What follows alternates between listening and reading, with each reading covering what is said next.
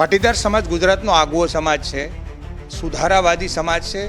સૌથી પહેલાં સુધારા કરે, પણ આ રીત રિવાજ કંટ્રોલમાં અમે પાછળ રહ્યા છીએ. આપણી ત્યાં માના પેટમાં બાળક છે, 5 મહિને કાર્યક્રમ, 7 મહિને કાર્યક્રમ, જન્મે એટલે 4 કાર્યક્રમ, વહેવાળના 8 કાર્યક્રમ, લગ્નના 8 કાર્યક્રમ, મરી જાય પછી 8 કાર્યક્રમ.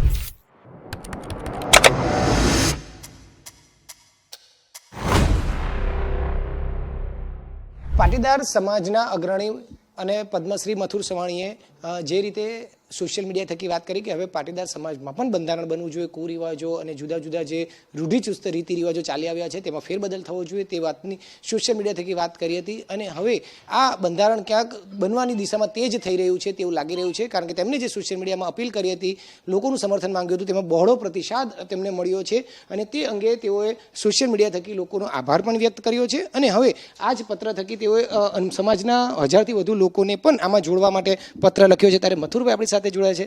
મથુરભાઈ, સોશિયલ મીડિયાથી આપે જે અભિયાન શરૂ કર્યું હતું બંધારણ બનાવવાનું પાટીદારોનું, સમાજનું, કઈ દિશામાં આગળ વધી રહ્યું છે અને શું પ્રતિસાદ મળ્યો છે? જે સોશિયલ મીડિયામાં એક વિડીયો મૂક્યો એ રીત રિવાજ કંટ્રોલ કરવા માટે બંધારણ બનાવવાની બાબત હતી. એને લોકોએ કરોડો લોકો સુધી પહોંચાડ્યો અને સામેથી પ્રતિસાદ આવ્યો કે આ બંધારણ બનાવવું જોઈએ. એ કરોડો લોકોની લાગણી મેં આ પત્રના માધ્યમથી ગુજરાતના પાટીદાર સમાજના સંગઠનના આગેવાનોને મોકલી છે, વિનંતી કરી છે કે આપના માધ્યમથી લોકોમાં રીત રિવાજ કંટ્રોલ કરવા માટેની ચર્ચા શરૂ થાય એ માટેનો પ્રયત્ન કરો.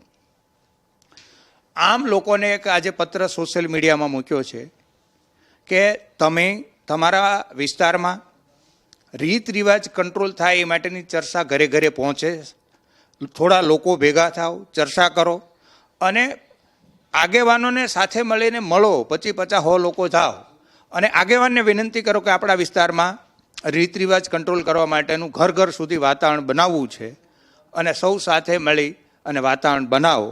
આવી જ રીતે આખા ગુજરાતમાં વાતાવરણ બનશે તો અન્ય જ્ઞાતિ સંગઠનોએ જેમ રીત રિવાજ કંટ્રોલ કરવા માટે બંધારણો બનાવ્યા છે એવું પાટીદાર સમાજમાં પણ થઈ શકશે. પાટીદાર સમાજમાં કેટલાક એવી વાત કરીએ તો એવા કયા રૂઢિચુસ્ત કુરિવાજો અને રીતિ રિવાજો જે છે એમાં આપણે ફેરબદલ કરવાની જરૂર છે એમ લાગે છે? પાટીદાર સમાજ ગુજરાતનો આગવો સમાજ છે, સુધારાવાદી સમાજ છે. સૌથી પહેલાં સુધારા કરે, પણ આ રીત રિવાજ કંટ્રોલમાં અમે પાછળ રહ્યા છીએ. એટલે જે તે સમાજો કર્યા છે એમને હું ખૂબ ખૂબ અભિનંદન આપું છું. આપણી ત્યાં મેં એક લેખ વાંચ્યો હતો 8 મહિના પહેલાં. આંતરરાષ્ટ્રીય કયા દેશમાં તણાવ વધારે છે એમાં દુનિયાભરના દેશોનો તણાવનો રેશિયો હતો. તો એમાં આપણી બાજુનું ભૂતાન પહેલાં બીજા નંબરે હતું અને ભારત 127મા નંબરે હતું. એટલે ખૂબ તણાવ છે. અને એમાંય પાછો ગુજરાતમાં એથી વધારે તણાવ છે, કારણ કે અહીં વેપારી પ્રજા છે. સૌથી વધારે ડાયાબિટીસને બીપીની દવા ગુજરાતમાં વપરાય છે.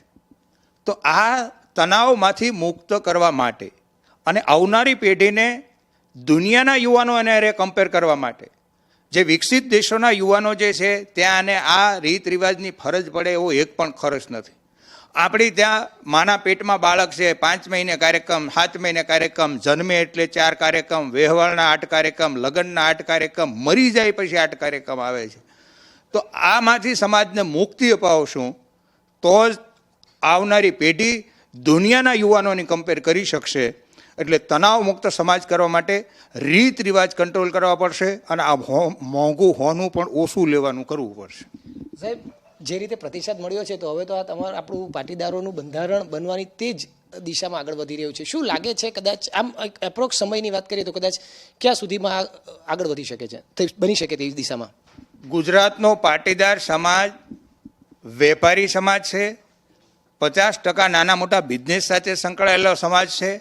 અવડા મોટા સમાજને, સફળ સમાજને સંગઠિત કરવો એ કોઈ સામાન્ય બાબત નથી, કોઈ એક વ્યક્તિની તાકાત પણ નથી. આ તો ત્યારે જ થઈ શકશે કે એક એક ઘરેથી અવાજ ઉપડશે અને આખા ગુજરાતના પાટીદાર સમાજને બોલતા કરશું, આખા ગુજરાતના પાટીદાર યુવાનને, યુવા પેઢીની એને તણાવમુક્ત સમાજ આપવા માટે જાગૃત કરશું અને એવી સ્થિતિનું નિર્માણ થશે તો પાટીદાર સમાજમાં બંધારણ બની શકશે.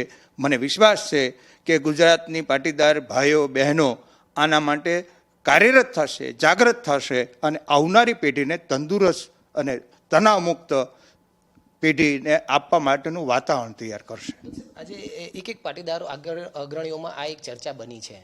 તો જે રીતે રૂપાલાજી હોય, આપણા રાજ્યસભાના સાંસદ હોય, ઘણા પાટીદાર સમાજના અગ્રણી હોય, તે તમામમાં આ બાબતે ખૂબ જ ચર્ચા છે. તો એ જોતા ક્યાંક એવું લાગે છે કે ખૂબ આવનારા સમયમાં આ એક બની શકે એવું લાગે? આને કોઈ ફ્રેમમાં બાંધી શકીએ નહીં. અમારો તો પ્રયત્ન અત્યારે એક જ છે કે આમ લોકો નીચેથી ઉપડે. આજથી 20 વર્ષ પહેલાં 2006માં કન્યા ભ્રૂણ હત્યા રોકવી એ કોઈ વિષય લોકો સમજતા નહોતા. પણ પાટીદાર સમાજે સુરતમાં બેટી બચાવો મહાલાડુનો અમે એક કાર્યક્રમ કર્યો અને એમાં 12 લાખ લોકો ઉપસ્થિત રહ્યા.